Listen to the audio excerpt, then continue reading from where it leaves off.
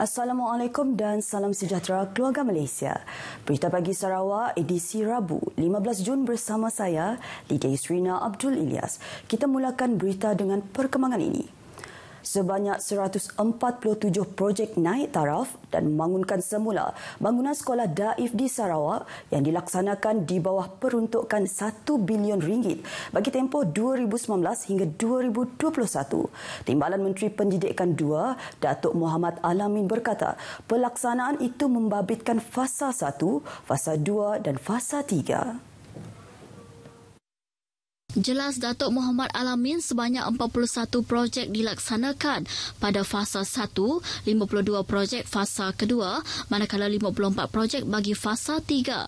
Fasa 1 dan 2 melibatkan kos keseluruhan masing-masingnya berjumlah RM350 juta, manakala kos fasa 3 menelan kos RM300 juta. Datuk Muhammad berkata demikian pada majlis penyerahan bangunan blok akademik baharu bawah projek pembangunan semula sekolah daif di Sekolah Anci Miri. Dalam pada itu, beliau juga percaya banyak lagi sekolah di Sarawak akan mendapat manfaat daripada program di bawah peruntukan RM1 bilion ini. Pada majlis yang sama, beliau turut menyaksikan penyerahan blok bangunan baru, kelas prasekolah dan blok bangunan kelas 4 tingkat Sekolah Kebangsaan SK Anci daripada Kementerian kepada SK Anci Miri. Dengan adanya bangunan baru tersebut, beliau berharap guru-guru akan terus bersemangat untuk mendidik anak-anak selain ibu bapa turut serta dalam menggembeleng tenaga bekerjasama dengan pihak sekolah demi meningkatkan martabat pendidikan anak bangsa di Sarawak. Sementara itu, Timbalan Menteri Pendidikan 2, Datuk Muhammad Alamin memaklumkan bahawa Kementerian Pendidikan Malaysia, KPM, kini telah membenarkan mana-mana pemimpin masyarakat atau wakil-wakil rakyat untuk memasuki kawasan sekolah. Ini berikutan sebelum ini, wakil-wakil rakyat termasuklah pengamal media tidak dibenarkan memasuki kawasan sekolah bagi mengelakkan penularan wabak COVID-19. Our ministry telah membenarkan. We have allowed mana-mana pemimpin, mana-mana YLB to enter schools. Okay, and we have allowed masyarakat PIBG to be held in school. Beliau berkata demikian pada majlis penyerahan bangunan blok akademik baharu bawah projek pembangunan semula sekolah daif di Sekolah Anci Miri. Tambah beliau, kawasan sekolah merupakan kawasan sensitif dan tidak mahu penularan COVID-19 pada waktu ini.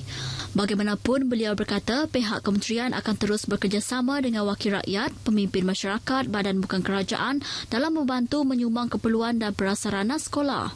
Katanya banyak masalah atau keperluan di sesebuah sekolah itu bukan hanya diselesaikan oleh peruntukan KPM semata-mata, tetapi dapat diselesaikan oleh sokongan daripada wakil rakyat bagi kawasan Dewan Undangan Negeri atau Parlimen terbabit. Persepsi mendaftar perniagaan akan menyebabkan pemiliknya dikesan dan dikenakan pelbagai cukai perlu dikikis kerana ia akan merugikan pemilik perniagaan itu sendiri. Menurut Timbalan Premier Dato' Amar Awang Tengah Ali Hassan, persepsi sedemikian menjadikan ianya sukar untuk kerajaan mengesan peniaga yang memerlukan pelbagai bantuan dan insentif yang disediakan untuk peniaga.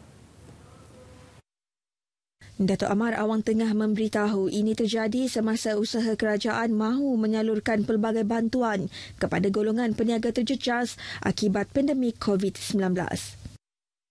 Tidaklah yang baru just to gain your business terus diimpos dengan tax itu. Dia ada juga tata cara dia.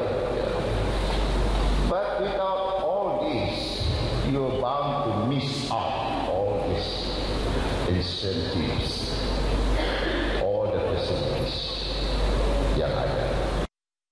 Justru beliau menyeru pemilik perniagaan kecil supaya mendaftar segera perniagaan agar mereka layak mendapat pelbagai bantuan kewangan untuk memulihkan semula perniagaan. Beliau yang juga Menteri Perdagangan Antarabangsa, Industri dan Pelaburan berucap pada program Jom Register yang diadakan di Dewan MUC Sibu. Turut hadir pada program itu Timbalan Menteri Pendidikan, Inovasi dan Pembangunan Bakat Dr. Anwar Rapai dan Timbalan Menteri di Pejabat Premier Dato' Mursyid Diraja Dr. Juanda Jaya.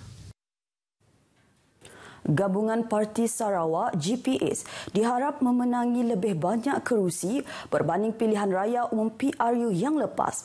Menurut Ahli Parlimen Tanjung Manis, Insinyur Yusof Abdul Wahab, pada PRU yang lepas sebanyak 18 kerusi daripada 31 kerusi telah dimenangi oleh GPS. Maka pada PRU akan datang diharap sebanyak 31 kerusi yang akan dipertandingkan akan dimenangi oleh GPS.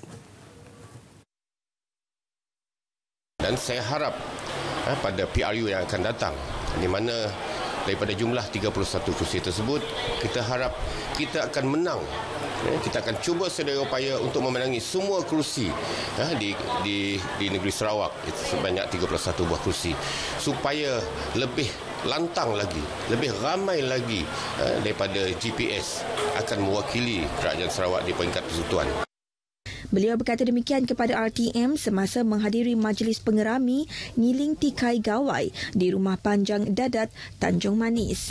Insinyur Yusof berharap rakyat Sarawak sentiasa memberi sokongan yang padu kepada ahli-ahli parlimen daripada GPS pada PRU yang akan datang kelak. Graduan Institut Pelatihan Perindustrian ILP Miri disaran supaya sentiasa mencari peluang untuk memajukan diri dan kerjaya ke peringkat yang lebih jauh bagi merubah kehidupan ke arah yang lebih baik. Ketua Pengarah Jabatan Tenaga Manusia Kementerian Sumber Manusia Syakib Ahmad Syakir berkata, graduan ILP Miri diyakini dapat menyesuaikan diri dan menepati pasaran kerja kerana 70% adalah amali dan 30% teori sepanjang pengajian dan latihan.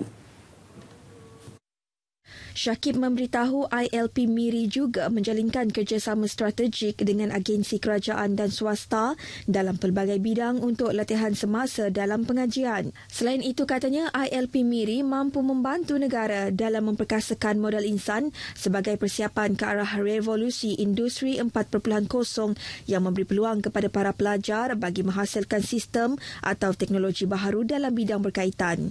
Malah beliau berbangga dengan pencapaian oleh ILP Miri dalam aspek kebolehpasaran graduan iaitu 84.36% daripada tahun 2018 sehingga tahun 2021 dengan melahirkan 8,277 graduan sepenuh masa dan 16,000 graduan separuh masa.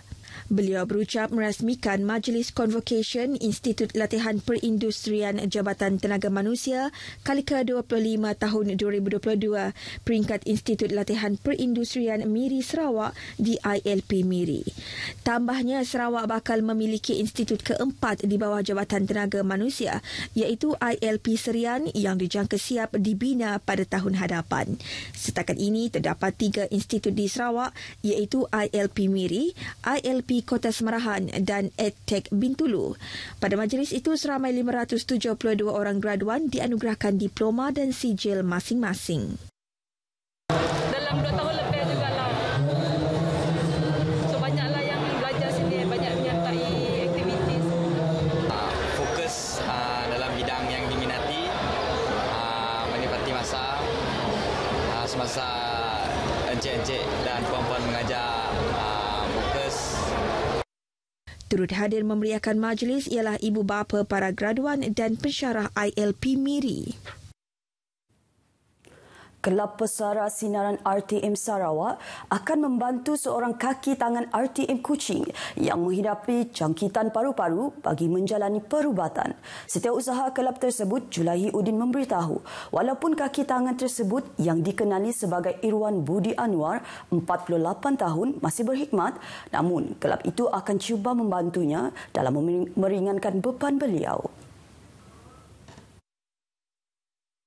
Julaihi Udin berkata inisiatif ini juga membuktikan Kelab Pesara Sinaran RTM Sarawak prihatin kelab kepada kaki tangan yang masih berkhidmat dengan jabatan. Beliau ditemui RTM selepas menyampaikan sumbangan wang tunai kepada Irwan Budi Anwar di Taman Sorabaya Indah, Kuching. Irwan Budi Anwar mula berkhidmat dengan RTM sejak tahun 2006 dan pernah menjawat beberapa jawatan di pelbagai seksyen termasuk berpindah tugas ke Bintulu dan Limbang sebagai Ketua Bahagian Rancangan sebelum berpindah semula ke Kuching atas faktor kesihatan. Seramai 10 ahli kelab tersebut menyertai lawatan itu. Sarawak bakal menjadi tuan rumah bagi sambutan Hari Muzium Antarabangsa yang akan berlangsung tahun depan di Kuching. Menteri Pelancongan, Industri Kreatif dan Seni Persembahan, Datuk Seri Abdul Karim Rahman Hamzah berkata, pihaknya merancang untuk mengadakan sambutan tersebut secara besar-besaran. Menurut Datuk Seri Abdul Karim Rahman Hamzah, ini termasuk menerusi seminar, acara sukan dan pameran oleh kontingen muzium yang melibatkan seluruh negara. Sambutan tersebut katanya sekaligus akan meningkatkan lagi status Muzium Budaya Sarawak yang kini menerima seramai 250,000 pelawat meskipun baru dibuka pada 9 Mac lalu. Beliau berkata demikian kepada pemberita pada penyerahan bendera kepada kontingen Muzium Sarawak ke Hari Muzium Antarabangsa yang diraih di Kota Baru, Kelantan pada 18 hingga 25 Jun ini. Jabatan Muzium Sarawak akan menghantar kontingen seramai 31 kaki tangan ke sambutan tersebut yang julung kali diadakan secara fizikal selepas pandemik COVID-19. Manakala penganjuran sambutan Hari Muzium Antarabangsa di Sarawak tahun depan merupakan kali ketiga diadakan di Kuching. Terdahulu, Datuk Seri Abdul Karim turut meluangkan masa kira-kira 1 jam menerima kunjungan hormat daripada pemangku duta di Kedutaan Amerika Syarikat, Michael Newbill, di pejabatnya di Kuching. Festival Muzik Hutan Hujan Sedunia RWMF 2022 yang bakal memeriahkan semula Bandaraya Kuching hujung minggu ini mendapat sambutan menggalakkan di sebalik masih wujudnya kebimbangan untuk mengembara akibat pandemik COVID-19. For Rainforest World Music Festival, we are only targeting 12,000 for this year. And so far, we have managed to sell 7,000 tickets, which is already very good. Beliau berkata demikian dalam sidang media sempena pelancaran buku Rainforest World Music Festival A Journey of 25 Years di Kuching hari ini. Beliau turut memberitahu festival kali ini akan menampilkan 60 persembahan secara fizikal dan maya dari pelbagai negara termasuk Madagaskar, Estonia selain persembahan khas daripada Ukraine. Sekian berita pagi Sarawak edisi Rabu 15 Jun. Keluarga Malaysia dapatkan perkembangan sahih sepanjang masa melalui portal berita RTM di berita.rtm.gov.my. Salam keluarga Malaysia dan salam hormat. Assalamualaikum.